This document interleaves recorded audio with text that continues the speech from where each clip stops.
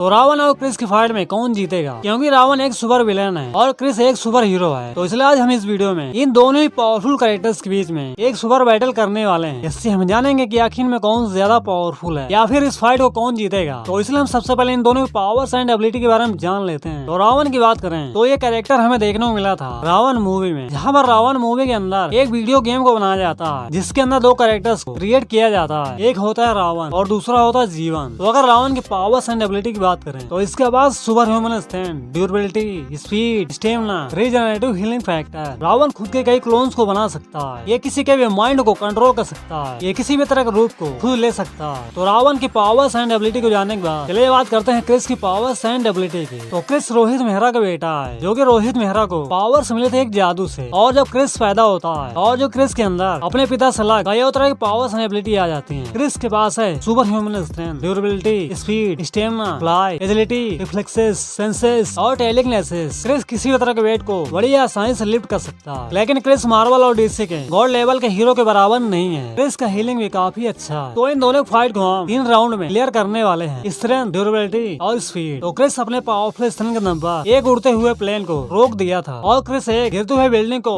Lift कर लिया था, और जो कि इस बिल्डिंग का वेट लगभग 10,000 टन है। वही अगर रावण के स्ट्रेंथ की बात करें तो वैसा तो हमें इसकी मूवीज में रावण के स्ट्रेंथ के बारे में ज्यादा देखने को नहीं मिला है, लेकिन मूवी के हिसाब से हमें ये बताया गया है कि रावण के स्ट्रेंथ जीवन के स्ट्रेंथ से 10 गुना ज्यादा है। और जो कि रावण मूवी में जब जीवन एक ट्रेन के इंजन को रोक दिया था और जो कि इस ट्रेन के इंजन का वेट लगभग 100 टन था, और अगर हम 100 को 10 से गुणा करें तो यहाँ पर हमें आंसर 1000 टन देखने को मिलता है। तो इसके बाद चलिए बात कर लेते हैं इन दोनों कैरेक्टर्स की स्पीड की। तो स्पीड के मामले में क्रिस रावण से आगे, क्योंकि पहले क्रिस सिर्फ जंप ही कर सकता था, लेकिन आगे चल के क्रिस फ्लाई भी कर सकता है और क्रिस साउंड के स्पीड से तेज स्पीड में दौड़ सकता है। तो इसके बाद चलिए बात कर लेते हैं ड्यूरेबिलिटी की। तो रावण के ऊपर किसी भी तरह गन के बुलेट का कोई भी फर्क नहीं होता है, और जब किसी तरह से रावण को डिस्ट्रॉय कर दिया जाए तो इसके बाद फिर रावण खुद को रीजनरेट कर सकता है। वही ड्यूरेबिलिटी के मामले में क्रिस बहुत ज्यादा वीक है, क्योंकि क्रिस को किसी भी तरह के नॉर्मल वेपन्स घायल करा जा सकता है, और जो कि इसका नमूना हमें क्रिस 3 मूवी में देखने को मिलता है। तो इसके बाद अगर बात करें इस बैटल के विनर की तो यहाँ पर स्ट्रेंथ और स्पीड 2 राउंड क्रिस को मिलता है और ड्यूरेबिलिटी वाला राउंड रावण को मिलता है। तो इसलिए इस बैटल का विनर क्रिस ही होगा।